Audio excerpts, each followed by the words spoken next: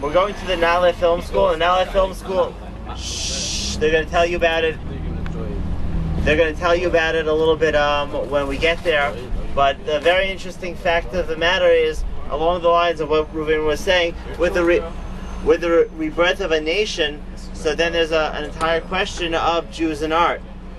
To us, it's really a non-question because we really never thought about it. But the question of Jews and art and what's with art and how does art work on a national level, and what makes the Nala Film School very unique is that there is there's some, how do you call it?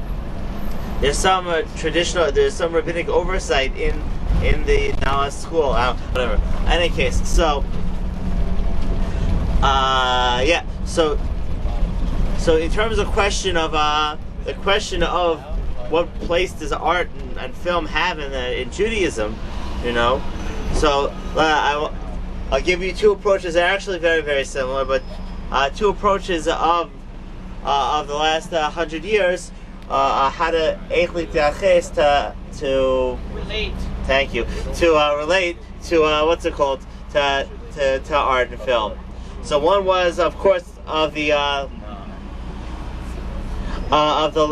late Lubavitcher Rebbe, of whom today is his yahrzeit, the anniversary of his day of death. Anytime he would meet a Jewish artist, he would always say to them, "You should make art. You should do writing. You should make film that speaks about Jewish subjects, that talks about Jewish subjects, that connects to Jewish subjects." And there are many, many letters written in that same way. A similar approach, Rav Kook has a famous letter that was written when the Betzalel Art School, which is a Jewish art school founded here in Yerushalayim, at the turn of the last century. So he prefaces it with an amazing allegory. He said that there was if you could imagine, there was a girl whose name was Shoshana who was sick with a fever, and back then in those days, fevers could be deadly, and she was so weak for a long, long time in her bed, and she could barely move. And they feed her only a little bit with a spoon and put a little bit of food into her mouth. And then one day, she says, "I want my doll." And everybody's so excited. Shoshana wants her doll. Shoshana wants her doll. And Rav Kook says the following. Now understand this allegory well, because it's an amazing thought. Rav Kook says, the Jewish people who have been teetering on the brink of life and death for the last 2,000 years in the exile that they've been in, concerned only with matters of just creaking along in survival, all of a sudden, now the Jewish people want their doll, they want art, they want literature, they want movies.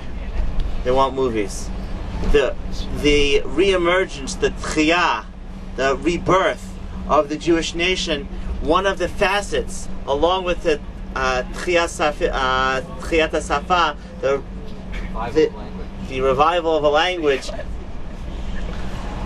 also comes with another chelak, another portion of the revival of a nation, of arts and culture. And of course, we know that so Rav Kook says in another place in the Hakdama to Orot HaTshuvah, he says that literature, and it's really true about all fine art, flits on every pina sheyesh sham shira v'chayim. That literature, art, and music has the ability to hover, has the ability to touch every part of life where there's a little bit of poetry, song, and life.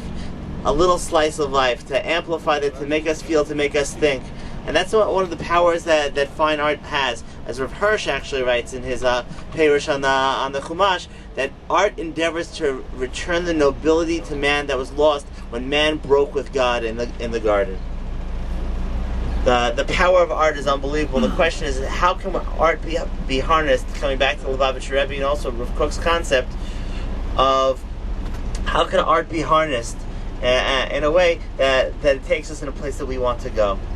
That, my friends, is a Jewish thought for the day. Let's think about this. How and where can we use art in our lives to bring out those concepts that are most dear to us? Thank you. This is Rabbi Bashnek, signing off.